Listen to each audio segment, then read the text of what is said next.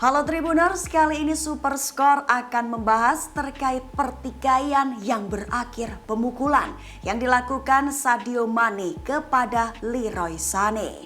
Adu bogem tersebut terjadi ketika Bayern Munchen kalah dari Manchester City di babak perempat final Liga Champions.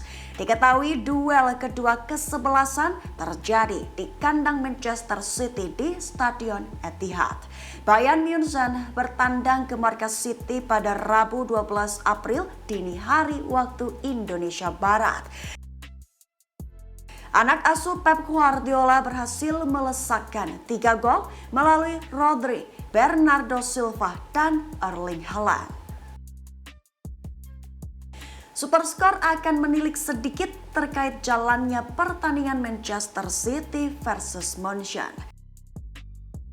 Pada awal babak pertama, kedua tim bergegas, kompak, tancap gas demi membangun serangan. Tapi upaya tim tuan rumah dan tim tamu masih buntu hingga laga menginjak menit ke-15. Belum ada upaya yang berhasil mengarah ke gawang.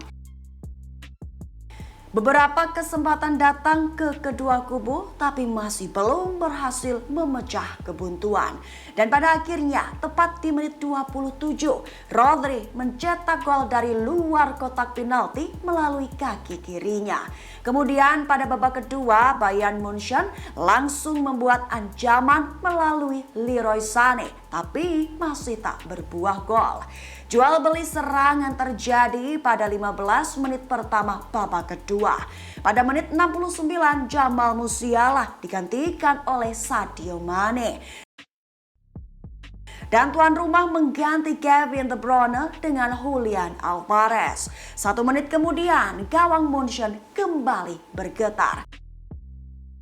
Erling Haaland melepaskan umpan silang yang dituntaskan dengan sundulan kepala oleh Bernardo Silva. Dan gol kedua bagi Munchen di menit 70.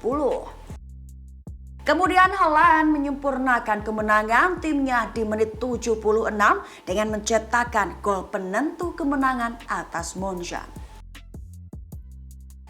Di sisi kemenangan City atas Munchen, dua penyerang Munchen mengalami pertikaian.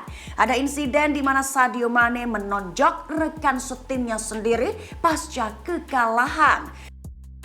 Rupanya insiden bogem tersebut berbuntut panjang. Diketahui insiden bogem itu terjadi setelah duel Manchester City versus Munchen rampung. Insiden bogem terjadi antara dua penyerang Munchen yaitu Sadio Mane dan Leroy Sané. Situasi mulai memanas ketika Mane merasa tak suka dengan cara Sané berbicara dengannya saat pertandingan masih berlangsung. Pembicaraan itu ternyata berlanjut hingga ke ruang ganti, mereka kembali terlibat argumen. Tapi tindakan tak terduga dilakukan Mane. Dilansir dari Bild, Mane bahkan sampai memukul wajah Sané. Melihat kejadian tersebut dan demi meredam suasana panas, rekan-rekan setim lainnya pun melerai keduanya. Masih berdasarkan laporan yang sama, pukulan itu ternyata meninggalkan bekas luka di wajah Sané. Tapi hingga kini belum diketahui apa penyebab dari perkataan yang dilontarkan hingga menimbulkan adu bogem. Berdasarkan beberapa laporan yang beredar, Munchen enggan untuk mengomentari insiden tersebut. Sebagai informasi dikutip dari Metro, pertikaian semacam itu bukan kali pertama Mane lakukan.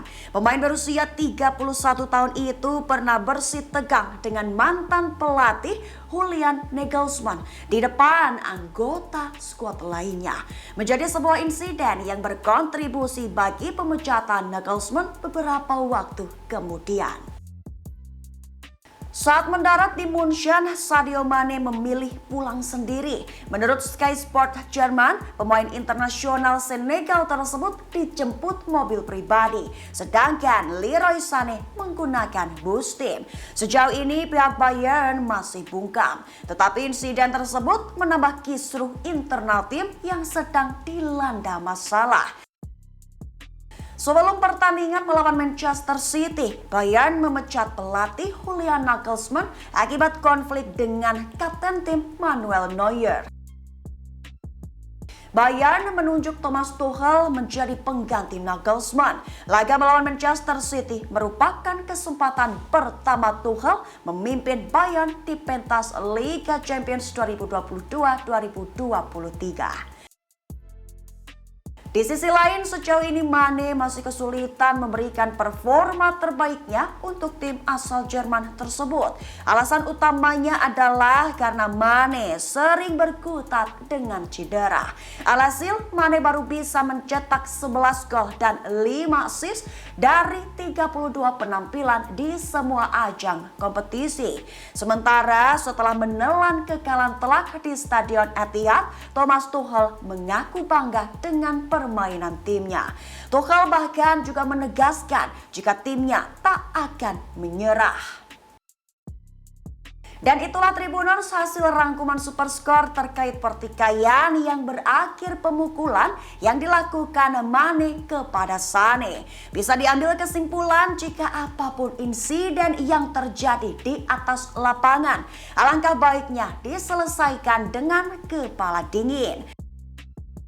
Jikalau tidak, maka akan ada pertikaian, perkelahian, atau bahkan insiden bogem lainnya.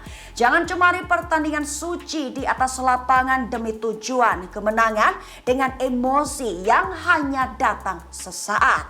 Imbasnya bahkan mungkin akan bertambah buruk saat terakhir kali terjerumus emosi sesaat tersebut. Sehingga perlu berdiam diri sejenak sebelum memberikan suara atau tindakan untuk sebuah insiden. Baik Tribuners, itulah rangkuman terkait insiden Mane dengan Sané yang bisa Superskor ceritakan. Sampai jumpa pada cerita Superskor selanjutnya. Terima kasih sudah nonton. Jangan lupa like, subscribe, dan share ya.